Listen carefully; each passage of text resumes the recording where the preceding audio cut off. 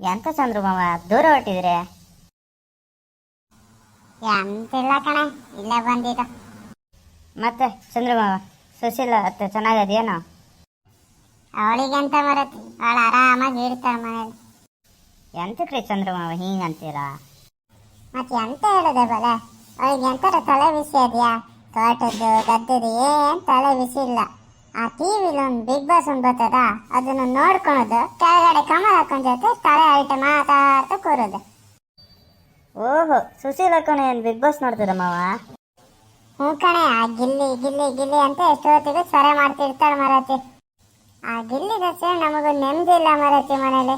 ಈ ಗಿಲ್ಲಿಗೆ ಅಂತ ಓಟ್ ಹಾಕ್ಬೇಕು ಅಂತ ಹೇಳ್ಕೊಂಡು, ಈ ನಮ್ಮ ಸಣ್ಣ ಫೋನಲ್ಲೆಲ್ಲ ಆಗೋದಿಲ್ಲ ಅಂತ ಹೇಳ್ಕೊಂಡು ಮೊನ್ನೆ 15,000 ರೂಪಾಯಿದ ಒಂದು ಫೋನ್ ತಗೊಬಂದ್ಕೊಂಡು ಗಿಲ್ಲಿಗೆ ಅಂತ ಓಟ್ ಹಾಕೋದಂತೆ ಮರತಿ. ಥೂ ಮಾವ, ಹಿಂಗೆಲ್ಲ ಮಾಡ್ತದ ಸುಶೀಲ ಅತ್ತೆ? ಇರ್ಲಿ ಬಿಡು, ಎಲ್ಲರ ಮನೇಲಿ ಹಿಂಗೆ ಈಗೇನು ಸದ್ಯದಲ್ಲಿ ಬಿಗ್ ಬಾಸ್ ಮುಗೀತದಲ್ಲ. ಅಲ್ಲ ಕಣೆ ಬಲೆ, ಎಲ್ಲರ ಮನೆಯಲ್ಲಿ ಹಿಂಗೆ ಹೌದು, ಆದ್ರೆ ನಮ್ಮ ಮನೆ ಅಷ್ಟೇ ಎಲ್ಲೂ ಇಲ್ಲ ಕಣೆ.